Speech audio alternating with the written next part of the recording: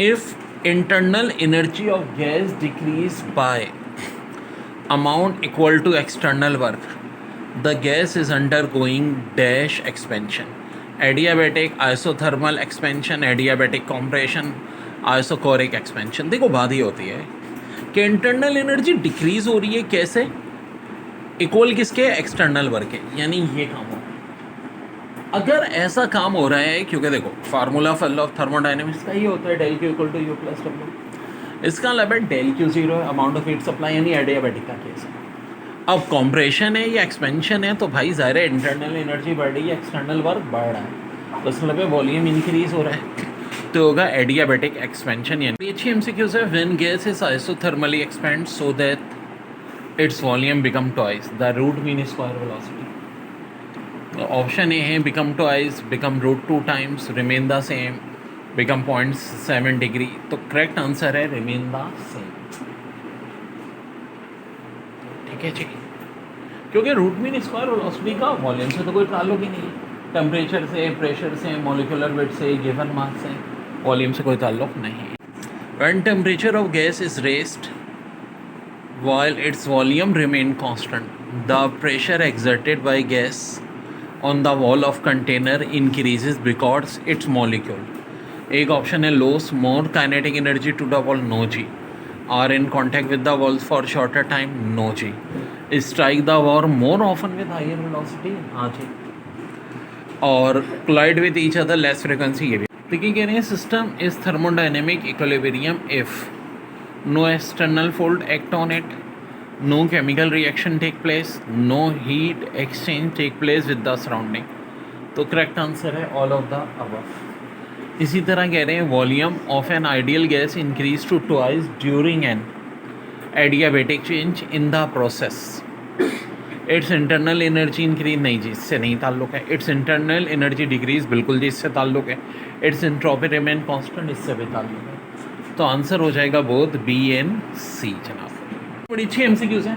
Efficiency of Carnot can be increase by, option A increasing both the temperature of source and sink, decreasing both the temperature of source and sink, option C decreasing the temperature of source and increasing the temperature of sink, option D increase the temperature of source and decrease the temperature of sink. तो देखो source यानी hot reservoir जितना ज़्यादा हो, और sink का temperature यानी cold reservoir जितना कम हो, एफिशिएंसी उतनी ज़्यादा होगी। ये फार्मूला होता है। तो T1 ज़्यादा आता हो और T2 कम से कम हो। तो करेक्ट आंसर होगा increases the temperature of source and decreases the temperature. देखिए ideal gas is allowed to expand freely against vacuum in a rigid insulated container. The gas undergoes, option A increase in internal energy, ना जी ना, option B increase in temperature, ना जी ना, option C decrease in internal energy but increase in temperature. देखो बात हो रही है आइडियल गैस की, रियल गैस की नहीं हो रही।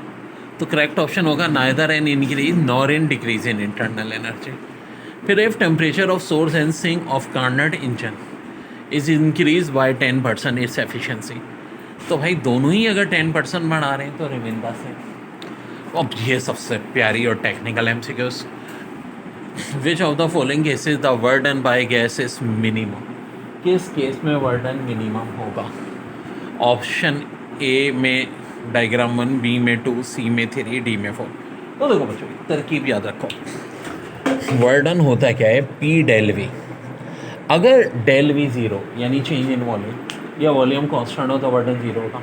वॉल्यूम कांस्टेंट किस में? इसमें याद रखो V for volume, V for vertical. Vertical curve है तो इसका मतलब है वॉल्यूम कांस्टेंट, और वॉल्यूम कांस्टेंट में तो वर्डन ज़ीरो है, यानी करेक्ट आंसर होगा ऑप्शन ए, ना बी ना सी ना डी, ए। देखिए बड़ी अच्छी एमसीक्यू है। By metal made of copper and iron strip welded together is straight at room temperature. It is held vertically in the hand so that the iron strip is towards the left hand and the copper strip is towards the right hand. The bimetallic is stripped then heated by flame. The bimetallic strip will remains straight, bends towards right, bends toward left, not change। तो correct answer है इसका bends towards left. If a bimetallic strip is heated it will, एक है bend toward the metal with lower thermal expansion coefficient, bends towards the metal with higher thermal conformation, thermal expansion coefficient. एक है twists itself into a helix, ये have no bending. तो correct answer है option है bends towards the metal with lower thermal expansion coefficient. ठीक है, मुड़ी चाहिए एमसीक्यू से इन the process show in the figure the work done by the system, ये डायग्राम दी हुई है. कह रहे हैं कंटिन्यूसली इंक्रीज, ऐसा तो नहीं है. कंटिन्यूसली डिक्रीज, ऐसा भी नहीं है. फर्स्ट इंक्रीज देन डिक्रीज, ऐसा भी नहीं है. फर्स्ट डिक्रीज देन इंक्रीज, यहाँ पहले देखिए नीचे को आ रहा है फिर ऊपर को जा रहा है.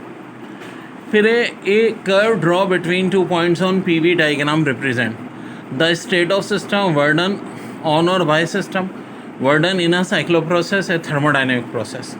तो करेक्ट आंसर है ए थर्मोडाइनमिक. ये बड़ा अच्छा क्वेश्चन है. The specific heat of a gas at constant pressure is greater than the specific heat of the same gas at constant volume. तो रीज़न क्या है? तो option A work done is the expansion of the gas at constant pressure. जी बिल्कुल. देखो जो वर्डन होता है एक्सपेंशन का वो ज़्यादा होता है एज़ कम्पेयर टू वॉल्यूम. तो करेक्ट आंसर ऑप्शन ए ही होगा. ऑप्शन बी में से दिया था work done is expansion of gas at constant volume, नहीं कि ऐसा नहीं होता.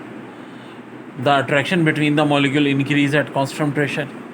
The molecule oscillation increase at constant pressure. तो correct answer है option A. Verdun is the expansion of the gas at constant pressure. फिर एक और बड़ी अच्छी MCQ है, देखो घुमाया है सिर्फ और कुछ नहीं है. The system acts is neither in thermal equilibrium with Y nor with Z. The system Y and Z must be in thermal equilibrium, cannot be in thermal equilibrium, may be in the thermal equilibrium. भाई उसका उससे क्या ताल्लुक? X का Y Z से thermal नहीं है, तो वाई जेड का आपस में हो भी सकता है और नहीं भी हो सकता. थोड़ी सी टेक्निकल